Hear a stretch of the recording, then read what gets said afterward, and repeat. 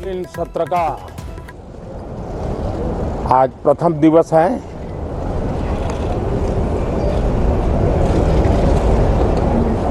ये सत्र महत्वपूर्ण इसलिए है क्योंकि 15 अगस्त के पहले हम मिले थे। 15 अगस्त को आज़ादी के 75 वर्ष पूर्ण हुए और अब हम अमृतकाल की यात्रा में आगे बढ़ रहे हैं। एक ऐसे समय हम लोग आज मिल रहे हैं जब देश को, हमारे हिंदुस्तान को G20 की मेजबानी का अवसर मिला है।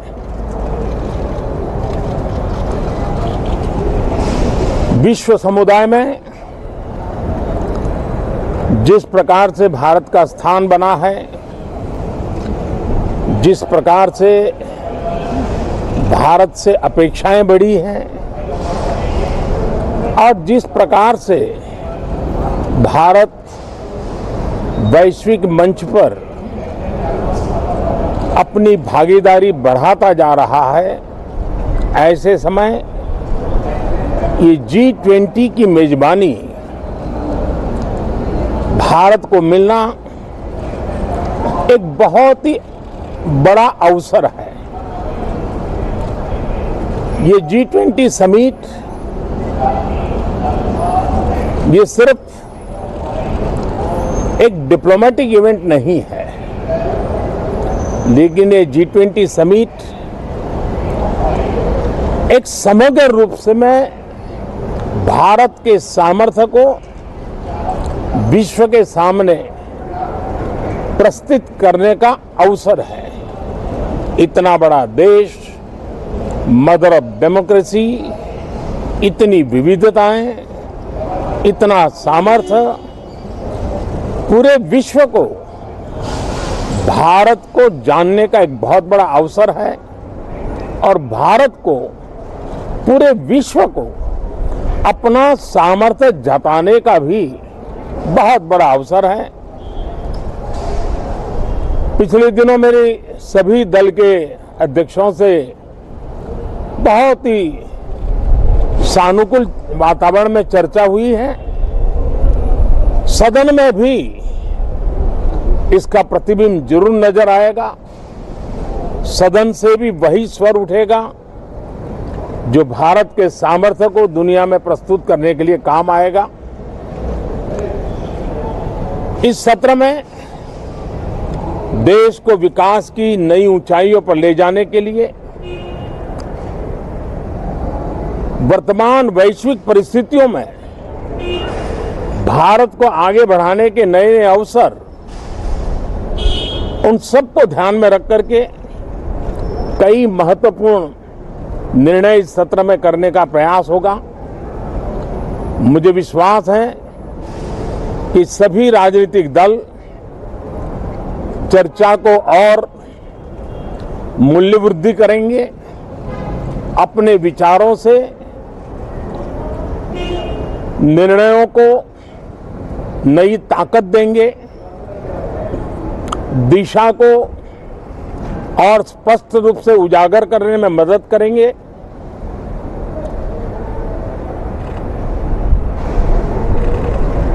पार्लियामेंट के इस टर्म का कार्यकाल का जो समय अभी बचा है, मैं सभी पार्टी के लीडर्स को और सभी फ्लोर लीडर्स को बहुत ही आग्रह करना चाहता हूं कि जो पहली बार सदन में आए हैं, जो नए सांसद हैं, जो युवा सांसद हैं,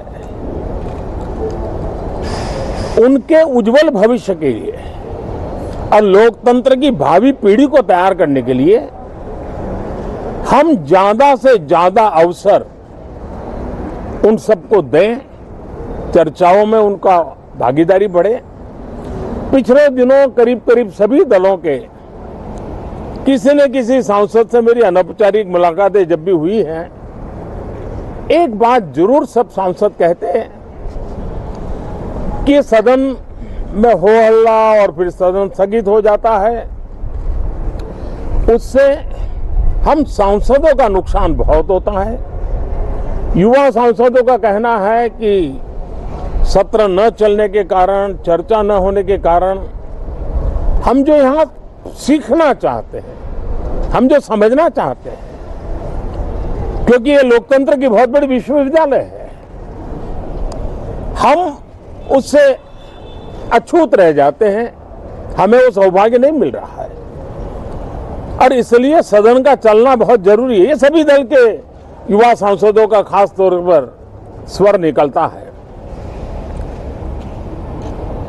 मैं समझता हूं कि और विपक्ष के जो सांसद है उनका भी ये कहना है कि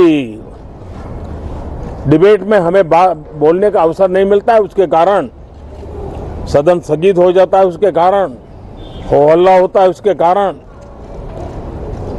हमें बहुत नुकसान होता है। मैं समझता हूं कि सभी फ्लोर लीडर, सभी पार्टी लीडर्स हमारे इन सांसदों की वेदना को समझेंगे, उनके विकास के लिए, देश के विकास में उनके सामर्थ्य को जोड़ने के लिए, उनका जो उत्साह है, उमंग है, उनका जो तजुर्बा है, उन सब का लाभ देश को मिले, निर्णयों में मिले, निर्णय प्रक्रियाओं में मिले। ये लोकतंत्र के लिए बहुत आवश्यक है। मैं बहुत ही आग्रह के साथ सभी दलों से, सभी सांसदों से इस सत्र को और अधिक प्रोडक्टिव बनाने की दिशा में सामूहिक प्रयास हो। इस सत्र में एक और भी सौभाग्य है कि आज पहली बार हमारे उपराष्ट्रपति जी राज्यसभा के सभापति के रूप में अपना कार्यकाल प्रारंभ करेंगे। उनका ये पहला सत्र होगा और पहला दिन होगा। जिस प्रकार से हमारे राष्ट्रपति द्रौपदी मुर्मू जी ने भारत की महान विरासत, हमारी आदिवासी परंपराओं के साथ देश को गौरव बढ़ाने में बहुत बड़ी भूमिका निभाई है, उसी प्रकार से एक किसान पुत्र उपराष्ट्रपति पद और आज राज्यसभा के सभापति के रूप में देश के गौरव को बढ़ाएंगे, सांसदों को प्रेरित करेंगे, प्रोत्साहित करेंगे। उनको भी मेरी तरफ से मैं अनेक अनेक शुभकामनाएं देता हूं। बहुत बहुत धन्यवाद साथियों, नमस्कार।